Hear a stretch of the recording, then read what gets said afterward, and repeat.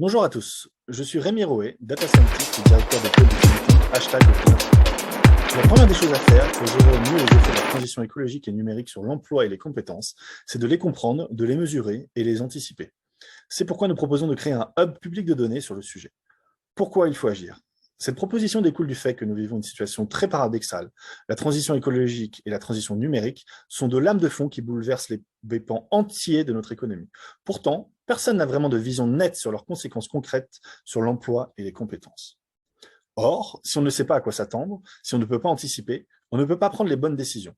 On est même sûr d'en prendre de mauvaises. C'est ce que nous appelons un tsunami dans un angle mort.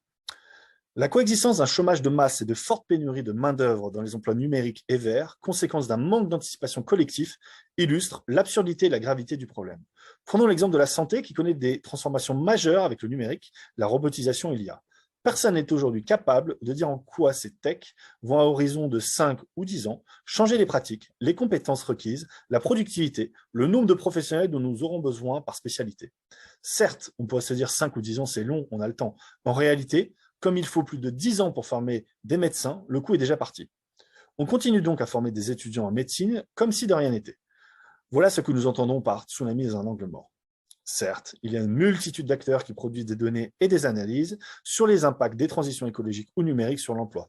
La DARES, France Stratégie, les observatoires de Pôle emploi et ceux des branches professionnelles, l'ONMF sur l'économie verte, l'Observatoire de la Grande École du numérique, le Shift Project, pour n'en citer que quelques-uns. Mais ces données et ces analyses sont disparates, hétérogènes. Elles sont souvent incomplètes. Elles ne sont pas toujours accessibles ou sont peu exploitables par les acteurs qui en ont besoin. D'où la nécessité de rassembler ces données dans un service unique, de les compléter, de les valoriser et de les rendre disponibles à tous les acteurs, qu'ils soient décideurs publics, entreprises ou même les travailleurs individuels. C'est tout l'enjeu et l'ambition de notre proposition. Que faire? Nous proposons de mettre en place un hub public de données sur les emplois et les compétences de la transition écologique et numérique. Ce hub public de données rassemblerait 3 types de services. Premièrement, un data pool pour rassembler les données existantes, les consolider et les compléter pour couvrir tous les besoins, par exemple en incluant différents horizons de temps, 3-5 ans, 5-10 ans, 20-30 ans, ou en approfondissant les impacts territoriaux de la transition écologique et numérique.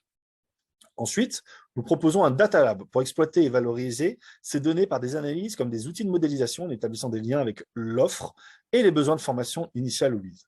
Enfin, un data vise pour mettre à disposition ces données et analyses de façon très simple à comprendre et à utiliser avec des services de data visualisation comme de la cartographie par exemple, dans une logique de diagnostic et d'aide à la décision pour les différents publics cibles. Ce hub peut être mis en place avant la fin de l'année.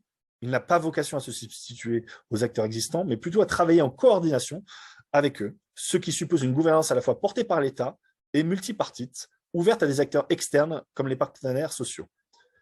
Quel impact attendu?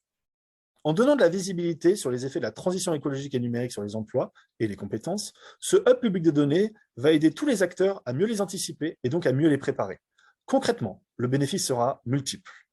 L'État et les acteurs publics pourront adapter plus vite et de façon plus pertinente les politiques de formation initiale et continue, d'orientation professionnelle aux impacts de la transition écologique et numérique sur l'emploi. Les entreprises et les branches professionnelles pourront mener des politiques RH de recrutement, de formation, de gestion des compétences plus en phase avec la réalité des besoins et de manière aussi plus préventive avec au final moins de pénurie de main-d'œuvre. Enfin, les actifs aussi, à titre individuel, pourront plus facilement identifier les métiers qui recrutent et les compétences demandées liées à la transition économique et numérique et s'y adapter en conséquence, avec donc un meilleur accès à l'emploi.